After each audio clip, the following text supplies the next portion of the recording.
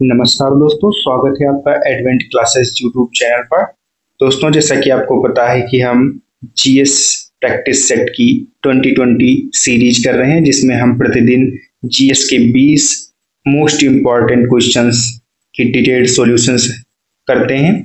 उसी क्रम में आज हमारा जीएस प्रैक्टिस सेट नंबर 4 है, जो कि आपकी आगामी सभी परीक्षाओं के लिए काफी महत्वपूर्ण होगा।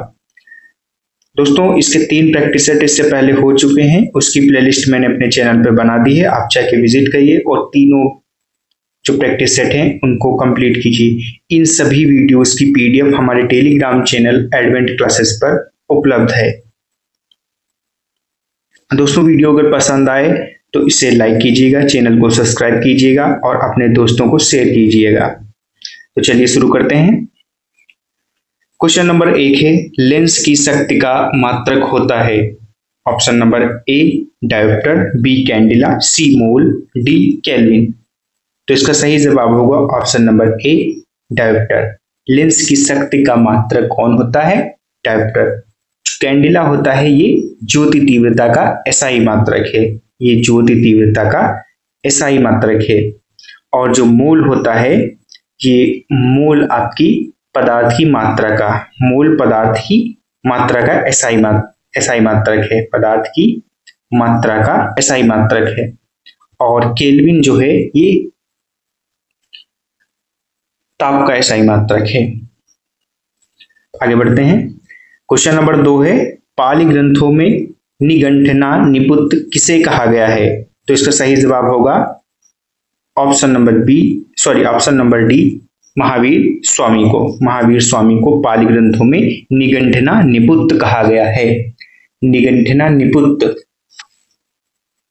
इसका हिंदी अर्थ है बंधनों से मुक्त जात्र, यानी ये जात्र कुल के थे, जात्र वंश का पुत्र। निगंठ का मतलब होता है बिना किसी बंधन के, और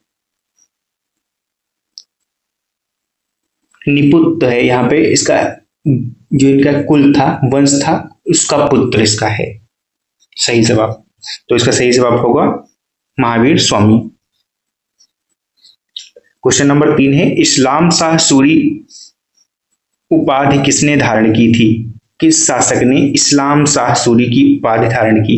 तो इसका सही जवाब होगा ऑप्शन नंबर ए जलाल खान ने। जलाल खान जो कि सूरवंश का द्वितीय शासक था और शेर शाह सूरी का पुत्र था। इसने लगभग 7 वर्षों तक दिल्ली पर शासन किया था। आगे बढ़ते हैं। क्वेश्चन नंबर 5 है, मुगा रेशम को विशिष्ट भौगोलिक पहचान टैग प्राप्त है। मुगा रेशम भारत के किस राज्य में उत्पादित किया जाता है?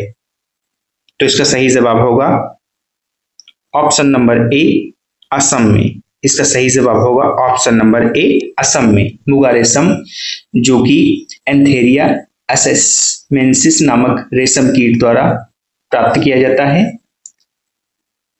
इसके अतिरिक्त असम में जो है पट रेशम और एरी रेशम का उत्पादन भी किया जाता है। तो मुगा रेशम का संबंध किससे है? असम से, असम राज्य से है। आगे बढ़ते हैं। क्वेश्चन नंबर 6 है, निम्नलिखित में से पर्यावरणीय प्रदूषक का जीव संकेतक है। Option number A diatom, B मुगा चट्टान, सी मछलियां, डी लाइकेन। तो इसका सही जवाब होगा option number D lichen. Lichen वायु और जल प्रदूषण के प्रमुख संकेतक हैं। जहां पर अधिक लाइकेन होते हैं वह कम वायु और जल प्रदूषण होता है। आगे बढ़ते हैं। क्वेश्चन नंबर 7 है, एल नीनो का निर्माण किस महासागर में होता है? ऑप्शन ए हिंद महासागर, ऑप्शन बी प्रशांत महासागर, ऑप्शन सी अटलांटिक महासागर, ऑप्शन डी आर्कटिक महासागर। तो इसका सही जवाब होगा ऑप्शन नंबर बी प्रशांत महासागर। एल नीनो का निर्माण प्रशांत महासागर में होता है।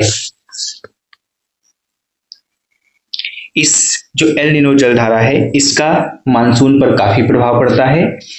ये जो एल नीनो जलधारा है, ये प्रशांत महासागर के पूर्वी और मध्य भूमध्य रेखीय क्षेत्र में समुद्र की सतह के तापमान के औसत से अधिक गर्म होने की एक प्राकृतिक घटना है।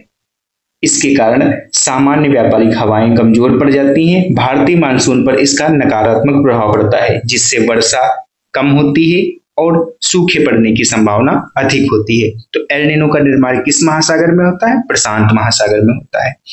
आगे बढ़ते हैं। क्वेश्चन नंबर 8 है, भारत के कृषि मंत्रालय के विपणन एवं निरीक्षण का मुख्य निदेशालय कहाँ है? तो इसका सही जवाब होगा ऑप्शन नंबर सी, फरीदाबाद में। भारत के कृषि मंत्रालय के विपणन एवं निरीक्षण का मुख्यालय फरीदाबाद में स्थित है। इसकी स्थापना कब हुई थी? 1935 में। इसकी स्थापना हुई थी 1935 में। इसका मुख्य कार्य है कृषि विपणन नीतियों और कार्यक्रमों को लागू करना। आगे बढ़ते हैं। क्वेश्चन नंबर 9 है, कोणार्क नृत्य उत्सव किस राज्य में मनाया जाता है? तो इसका सही जवाब होगा ऑप्शन नंबर सी, ओडिशा में। कोणार्क नृत्य उत्सव कहाँ मनाया जाता है? ओडिशा में। कर्नाटक के मुख्य नृत्य अगर देखा जाए तो यक्षगान और कुनिथा, जैसे डोली कुनिथा और सुग्गी कुनिथा, और एक हट्टारी नृत्य यहाँ का फेमस नृत्य है। एक हट्टारी नृत्य जो है यहाँ का फेमस नृत्य है। कर्नाटक का हट्टारी नृत्य फेमस नृत्य है। झारखंड के कौन है? झारखंड के हैं छऊ, पाइका, ये झारखंड के प्रमुख लोक नृत्य हैं। और राजस्थान का तो सबसे फेमस कालबेलिया राजस्थान का। कालबेलिया के अलावा आपका घूमर और एक और महत्वपूर्ण नृत्य भुइया नृत्य भी यहाँ का, सॉरी भवई नृत्य यहाँ का राजस्थान का भवई नृत्य है। आगे बढ़ते हैं। तो इसका सही जवाब होगा ओडिशा। कोणार्क नृत्य का उत्सव ओडिशा। क्वेश्चन नंबर 10 है, Modi government new search of communalism पुस्तक के लेखक कौन है? तो इसका सही जवाब होगा option number C, Sitaram Yechury Modi government new search of communalism के लेखक हैं। अब देखते हैं प्रणब मुखर्जी जी की पुस्तकें। इनकी सबसे फेमस पुस्तक कौन सी है? The turbulent years Pranab Mukherjee की सबसे फेमस पुस्तक है। टर्बुलेंट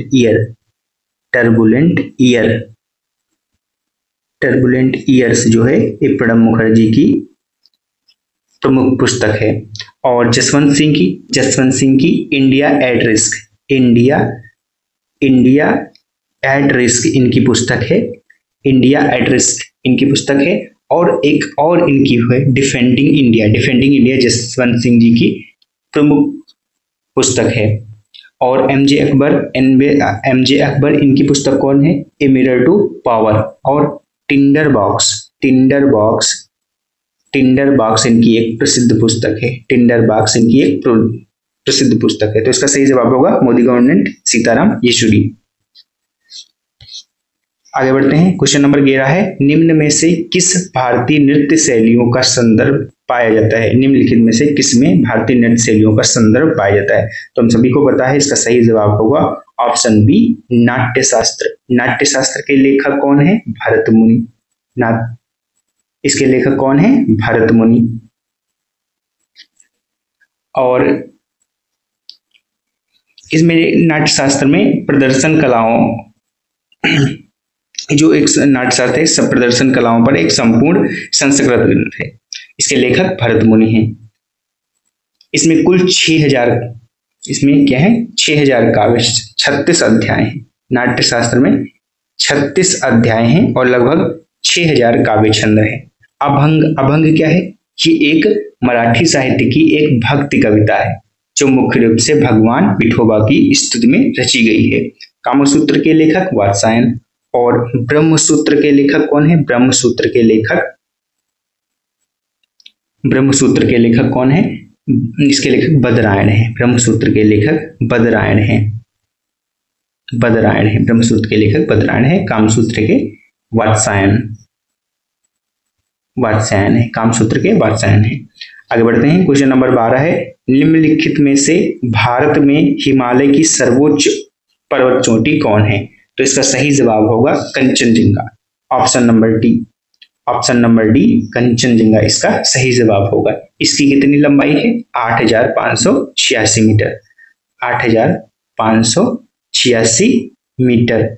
और धौलागिरी की ऊंचाई कितनी है? 8,167 किलोमीटर, 8,167 किलोमीटर। नंगा पर्वत की ऊंचाई कितनी है? 8,126 किलोमीटर, सॉरी किलोमीटर कह रहा है, यहाँ पे मीटर होगा, सॉरी मीटर होगा, 8,126 मीटर। किलोमीटर तो बहुत हो जाएगा, 8,126 मीटर। और नंदा देवी की ऊंचाई कितनी है? इसकी 7,817 मीटर, 7,817 मीटर, ये मीटर रहेगा। 8,167 मीटर, नंगा पर्वत की 8,126 मीटर, नंदा देवी की 7,817 मीटर, 7,817 मीटर, और कंचनजंगा की 8,586 मीटर। आगे बढ़ते हैं। क्वेश्चन नंबर 13 है, उमियम झील निम्नलिखित में से किस राज्य में स्थित है? तो इसका सही जवाब होगा ऑप्शन नंबर डी, मेघालय।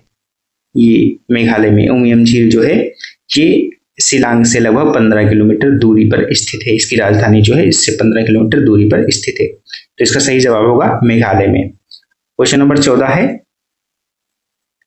पीपली घाट दर्रा निम्न में से किस पर्वतीय भाग में स्थित है? तो इसका सही जवाब होगा अरावली राजस्थान। अरावली, पीपली घाट दर्रा अरावली में स्थित है। ये जो है अजमेर, ये दो प्रमुख शहरों को इसके जोड़ता है, अजमेर और आपके जोधपुर को, अजमेर और जोधपुर को जोड़ता है, अजमेर और जोधपुर को ये पीपली घाट दर्रा जोड़ता है। पश्चिमी घाट के अगर कुछ प्रमुख दर्रे देखा जाए तो थाल घाट और आपके भोर घाट और सेनकोटा दर्रा कहाँ पाया जाता है? केरल में। और थाल घाट और भोर घाट दर्रा ये कहाँ पाए जाते हैं? ये दोनों महाराष्ट्र में है। पूर्वी घाट में अगर देखा जाए तो इसका पाल घाट दर्रा पूर्वी घाट में पाया जाता है। आगे बढ़ते हैं। क्वेश्चन नंबर 15 है, दूध से मक्खन निकालने का सिद्धांत किस पर आधारित है? तो इसका सही जवाब होगा अपकेंद्रीय बल। ऑप्शन नंबर 1 अपकेंद्रीय बल पर दूध से मक्खन निकालने का सिद्धांत आधारित है। इसका एक और उदाहरण अगर देखा जाए तो मोड़ लेते हुए वाहनों में यात्रियों का बाहर की ओर निकल जाना। अभिकेंद्रीय बल क्या होता है? अभिकेंद्रीय बल गेंद को घुमाना, जैसे धागे से बंधी गेंद को घुमाना, ये अभिकेंद्रीय बल का उदाहरण है, गेंद को घुमाना। और बल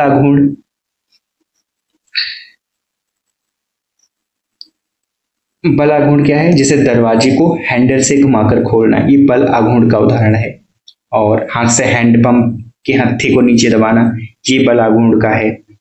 और संवेग संरक्षण जो न्यूटन का पहला नियम है, वो संवेग संरक्षण का उत्कृष्ट उदाहरण है। ठीक है, तो इसका सही जवाब होगा अपकेंद्रीय बल। संगमरमर, क्वेश्चन नंबर 16 है, संगमरमर का रासायनिक सूत्र क्या है? तो इसका सही जवाब होगा CaCO3, यानी ऑप्शन नंबर 2 CaCO3 संगमरमर का रासायनिक सूत्र है। Calcium carbonate. पहला है CaSO4, ये क्या है? ये कैल्शियम सल्फेट है। ये कैल्शियम सल्फेट। ये कैल्शियम कार्बोनेट है। ये कैल्शियम कार्बोनेट है। CaO क्या है? कैल्शियम ऑक्साइड है। CaO कैल्शियम ऑक्साइड है। और ये जो चौथा है, ये मिल्क ऑफ मैग्नीशिया है। मिल्क ऑफ मैग्नीशिया है। संगमरमर का रासायनिक सूत्र क्या है? Option number 2 CaCO3। Question number 17 है, गरीबी हटाओ का नारा निम्नलिखित में शामिल था। कौन सी पंचवर्षीय योजना में गरीबी हटाओ का नारा शामिल किया गया था? तो इसका सही जवाब होगा ऑप्शन नंबर सी, पांचवी पंचवर्षीय योजना। पांचवी पंचवर्षीय योजना में गरीबी हटाओ का नारा दिया गया था। पांचवी पंचवर्षीय योजना, इसका कार्यकाल अगर इसका समय देखा जाए तो 1974 से 78 तक पांचवी पंचवर्षीय योजना थी। ठीक है, और इसे न्यूनतम आवश्यकता कार्यक्रम के तहत शुरू किया गया था। और सेकंड पंचवर्षीय योजना अगर देखा जाए तो इसका काल क्या था, एपीसी महालनोबिस मॉडल पर आधारित थी और 1956 से 1956 तक। पहली 1951 से 56 तक, पहली 1951 से 56 तक हेराल्ड डोमर मॉडल पर आधारित थी। और चौथी योजना थी आपकी 1969 से 1974 तक, ये गाडगिल फार्मूले पर आधारित थी। क्वेश्चन नंबर 18 है 21 सितंबर 2025 को मनाए गए अंतर्राष्ट्रीय शांति दिवस की थीम क्या है? तो इसका सही जवाब होगा ऑप्शन नंबर बी, अभी कार्य करें एक शांतिपूर्ण विश्व के लिए। इसका सही जवाब होगा अभी कार्य करें एक शांतिपूर्ण विश्व के लिए। आगे बढ़ते हैं। क्वेश्चन नंबर 19 है प्रवीण कुमार अक्टूबर 2025 से किस अर्धसैनिक बल का नेतृत्व करेंगे? तो इसका सही जवाब होगा आईटीबीपी, यानी ऑप्शन नंबर सी, आईटीबीपी का नेतृत्व प्रवीण कुमार जी अक्टूबर 2025 से करेंगे। इसकी स्थापना अगर देखी जाए तो आईटीबीपी की स्थापना 24 अक्टूबर 1962 को की गई थी। चीन तिब्बत वाली जो सीमा है वहां उसी के लिए की गई थी आईटीबीपी की स्थापना। क्वेश्चन नंबर 20 है किस आयोग की सिफारिशों के आधार पर अंतरराज्यीय परिषद की स्थापना की गई थी? तो इसका सही जवाब होगा ऑप्शन नंबर ए, सरकारिया आयोग। सरकारिया आयोग की सिफारिश पर अंतरराज्यीय परिषद का गठन किया गया था। इसका अनुच्छेद कितना है? 263। अनुच्छेद 263 के तहत अंतरराज्यीय परिषद की स्थापना होती। सरकारिया आयोग का गठन कब हुआ था? इसका गठन हुआ था 1983 में। 1983 में सरकारी आयोग का गठन हुआ था।